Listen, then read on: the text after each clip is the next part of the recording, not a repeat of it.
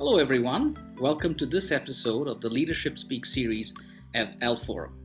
Today, it's a very special day for me. I have a very close friend, schoolmate, and housemate from Kunur, Nilgiris, my dear friend Elango, President, Mphasis Americas. Hello, Elango. Welcome to the show.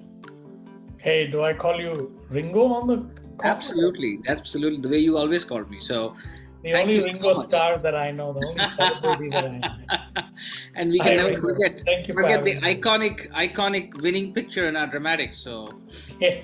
we all work together. That's true. So, but yeah, wonderful memories. Is a great journey that you and I get together across the 7 seas and talking about something as interesting as empowerment. So, without further ado, Elango, I would love you to share your journey as a leader. Tell us how your journey has been. See, I've had a very fortunate series of very fortunate accidents that have made me who I am. And of course, a great role was played in the school that both of us went to. I mean, that's where you learned your basics, your ethics, your values, and even the language we speak was heavily influenced. And like we were discussing a few minutes ago, some of the values we can never say outside Absolutely. were shaped and formed there. I started my background, my career uniquely in operations. And then from operations, I moved to HR. From HR, then I moved to a combination of HR plus corporate development, mergers, acquisitions, divestitures. I joke around that I've been at Mphasis now for 22 years. Of course, I worked at Bank of America, UB Group, the famous Kingfisher company. But Mphasis is home. Mphasis is where I've spent 22 years of my life. I've joked that there are only 2 roles that I haven't done at Mphasis, which is the CEO role and the CFO role, because I don't find them interesting. Hopefully my boss is not listening. Yeah, and listen, who knows, from your mouth to God's ears. So some of the things that you may or may not want to do, but yes, to your point, that's what I've done. But Excellent. More as a leader, the thing that I've enjoyed most, I've written some of it in my book, You Don't Need a Godfather, where I speak about personal success. I started as being I want to succeed, it's about me, and realizing soon enough that very little in life and very little about success is about you and is about the ecosystem and the people that surround you.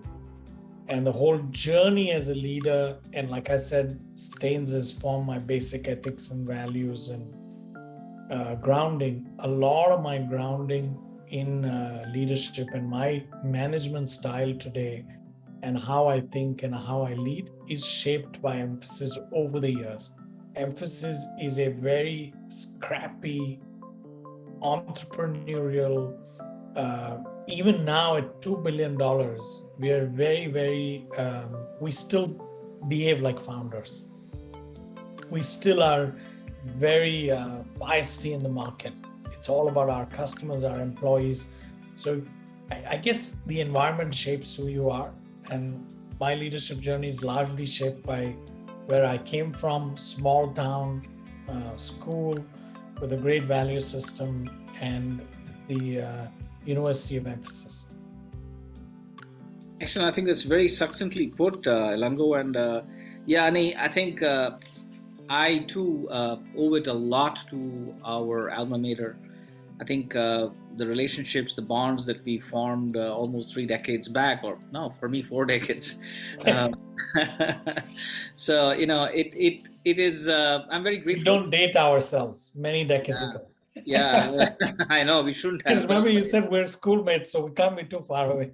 I know, so too late now.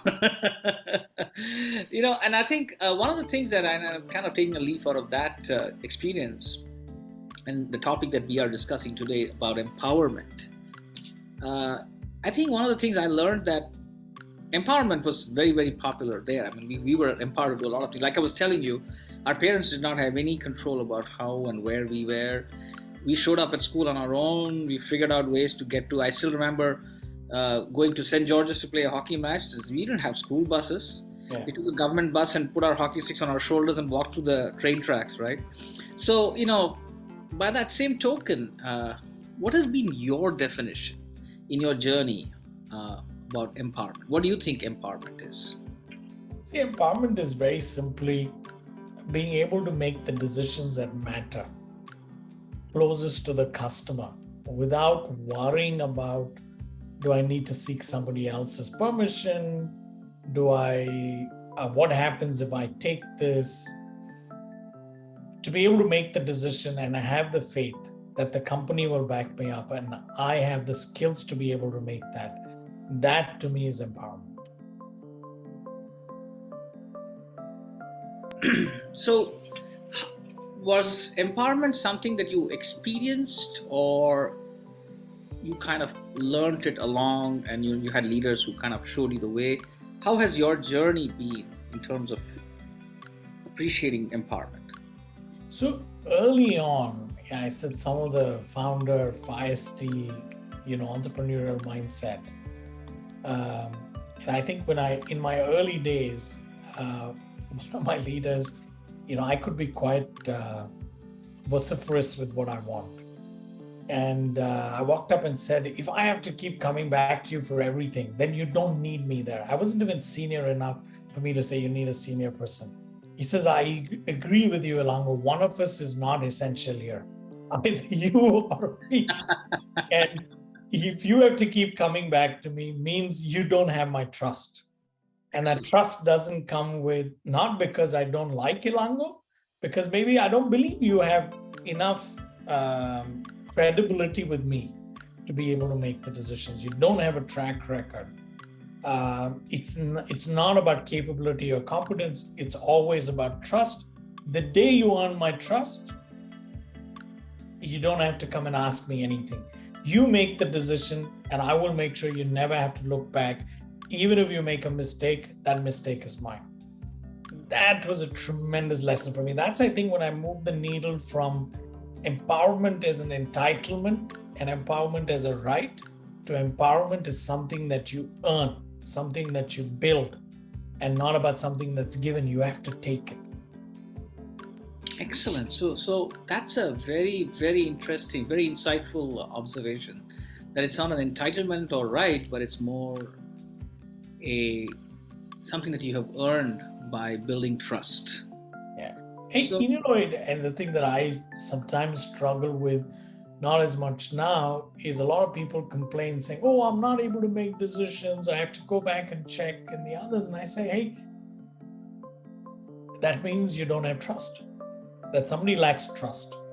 Of course, there are times when the system lacks trust because the system doesn't have enough processes. Because I don't want to oversimplify it and say it's all about people, but some organizations are designed around micromanagement. Some processes are designed around micromanagement. They will never reach the scale because they will always be limited to a few folks that will make all the decisions. And, we've all known of the theory of constraints. So if every decision has to come back to those 2 or 3 people or 5 people, then you'll only grow as much as those 5 people are. And in my mind, 5 times 10, 50 hours a day is all you have to process decisions and do whatever. So that's all you will get to. So systemically, it has to be addressed. But I'm assuming we're talking about good companies that want to scale, that has leadership that's talking about.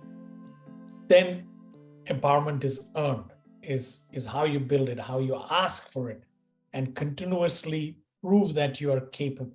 And people say, and I keep telling them, it takes 5 decisions to get right, to earn the trust, but it takes only 1 decision for you to lose the trust. Oh God, I totally agree. I totally agree on that. It's like an example. I give a very more rustic example. Like for you to make a potter to make a pot, maybe takes him an hour to build it. It just takes a nanosecond to just drop it and break it. Yeah. And then you can put it back together again. So. As you get older and as you start working more, I've also developed a little more nuanced view of empowerment, right? So there are 2 types of decisions. There are material decisions, and there are material decisions that can be reversed, and there are material decisions that cannot be reversed. material decisions that can be reversed. You take a decision now, but you can go back on it. It's okay. Allow people to make those mistakes and learn from it. If it's a material decision, it cannot be reversed. Like, for instance, you go and make an investment and you sign an agreement which kind of ties a company for a few $1 million over the next few years, and you cannot back out of it. That's a material decision you cannot reverse, and that's going to come back and hit you every quarter. It's going to impact every decision that you take. Those you want to be careful. So even as managers, if we can kind of nuance it, it will help.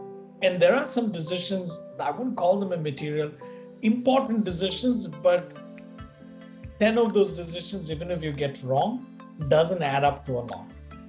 For instance, I even say if somebody goes and allows people to try, if somebody comes and says, can I take this flight instead of that flight, but that's $20 more, it's okay.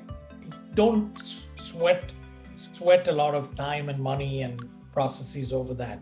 That's what I mean by those are important decisions, but not decisions that are going to kill you. Because one flight I approved at $20 more, it's not going to kill the company. The only piece that you got to be worry about there is what's the culture. When you make those exceptions and when you make those decisions, is there a fair and transparent process that you're taking? And that's corollary to empowerment is when you make a decision, will you be able to stand up? And earlier I used to say stand up on a desk and be able to talk about it and allow anybody to question. Now I say, if it comes up on Twitter or Facebook, will you be able to say, yeah, this is why I did it and this is where it is? Then you're setting the right framework. Excellent. So Elango, in your journey as a leader and as where you are today, do you have an anecdotal example of how empowerment was a competitive advantage in your journey in Mphasis? Huge, and maybe sometime you should speak to our CEO. One of the things when he took on this role in 2017,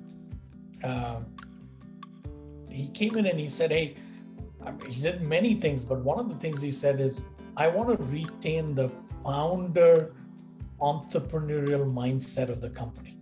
And there's a book written called The Founder Mentality by Alan Zook and another gentleman out of, I think originally from Bain. And we took that book, all of us at the Executive Council read it, and then we made that a standard fare for every leader. And we actually have a company, I think it's called Silicon Valley Education. They do this program every year for all our leaders on how to be founders, right? The whole insurgency mindset, the sense of ownership. It's the whole flywheel of founder. And we saw that being able to bring that founder mindset thinking, which in many ways is empower, right? The buck stops with you eventually. And we've seen that in our, just the unit that I manage has grown 100% in a couple of years. And that doesn't happen by one individual. No one person can take credit. Since our CEO came in 2017, for the last, 7 years, we went from 800 million in revenue to over or to 1.8 billion in revenue. You don't add $1 billion with all these kind of crazy cycles, and most of it is organic by just great strategy. And that's your anecdotal version of how, if I were to single out one differentiator, it would be the fact that we treat our employees as founders. We've trained them to be founders, and they display the founder mindset every day in every conversation. Outstanding. I think if you have been able to build that, I think that's what many are trying to strive. But like you rightly said, as you grow, as the denominator grows, you start diluting or you start kind of losing the intensity at the outer reaches of the firm, which is amazing. So I salute you and I wish you all the very best as you continue on this journey. I think it's credit to the entire Mphasis executive team. Excellent. On how we have relentlessly pursued this and put in a lot of effort. So, being the devil's advocate, do you see any challenges to empowerment? Sometimes people take decisions and you have to bite your teeth and say, well, ask them why. It's very stupid and obvious that they shouldn't have taken the decision, but you have to be careful on how you take that, how you question that decision. Second, there are times, sometimes you could go overboard, and you're sitting in a client conversation, you're doing a negotiation on a deal, and you take, sometimes you're signing $100 million deal, and a clause that you signed at that time could mean you're saddled with it for the next day. It could be the difference between profitability and non-profitability. There have been some mishaps like that, but you learn to live with them, and you have to. And I found the only way to prevent those, no process. The minute you do processes, the minute you do systems, you actually stifle entrepreneurship. You start creating an approval layer. You create a bunch of bureaucrats. And you and I know we come from where bureaucracy is great, at the same time bureaucracy can become a bottleneck. Having the right set of leaders, training them, walking with them, and making a few decisions along with them, so that you build trust. Like if you remember earlier on, I said, where people believe that I have to build trust. And when in doubt, I'll pick up the phone and ask the question rather than be a hero.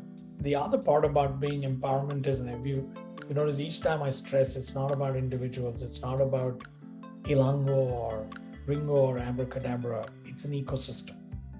The minute you run a hero culture, you'll start seeing people take decisions in a hurry, being impulsive, wanting to get ahead of it. But if you drive a culture of where, like we have a value system which says we work for each other, which means I may be the president of the company, but if somebody's leading a deal and they're in front of the customer, I work for them. So the whole hierarchy is what we're trying to bust. That makes a big difference in making sure you don't make those expensive mistakes that I spoke to you about. That's wonderful, because I think sometimes some people consider empowerment as I don't have to take a look at all. That's the and then when they are in the deep end and they don't have an experience, and then shit hits the fan, as they say, right? So sometimes I have heard leaders like yourself say that when we empower, sometimes it comes and bites us, and then we have to clean up the mess. Yeah. So it's a fine balance, I guess, and I guess I'm sure each one learns from that. So what would your advice be to a leader, young leader, or an entrepreneur? All of us find empowerment very alluring and very exciting because it gives you the freedom, it gives you all of that. What would be your advice to someone if they were to look at empowerment as a framework, make it a competitive advantage for themselves? One of my earlier CEOs very succinctly articulated this. Set the framework and set them free. Spend a lot of time setting the framework, defining the boundaries, and then within that, you set your team free. And what will happen is initially you will define a narrow framework, and then slowly you will start broadening as the ecosystem gets smarter and smarter and smarter. You'll get to a size where suddenly inefficiencies will creep in, then you'll tighten the boundary and the framework again. But it has to be a system-driven,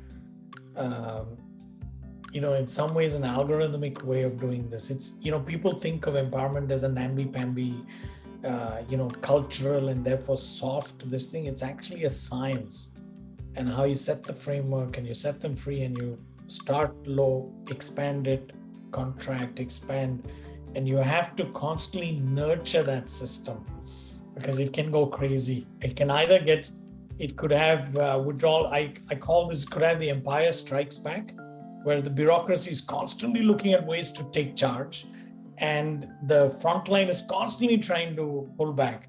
How do you make sure that you keep that a creative tension and not a destructive tension? And you and I know with physics that there is a certain point at which the force holds together. If there's too much force from the center, it leads to, what do you call it, entropy or dystrophy or whatever. But if you let it too loose, then it's just going to fly away. You just need to be able to scientifically manage that.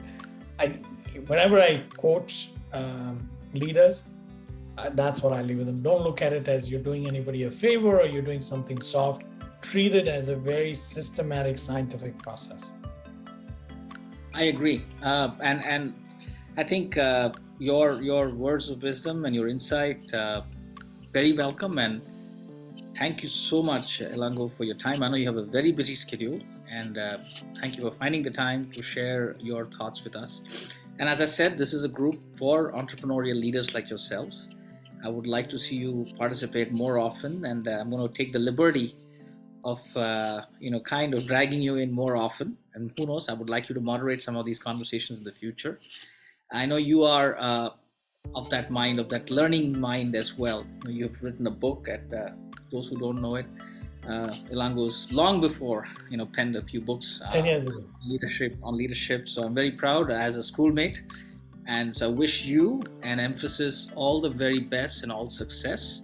And I hope to see you in the highest pinnacles of success and continue to do your great work. Thank you, Elango. Wish you all the very best. Thank you. Thank you for having me over. Always pleasure to speak to Ringo Starr. Thank you. My pleasure, sir. Take care. Bye. Like, share, and subscribe to the EL Forum channel.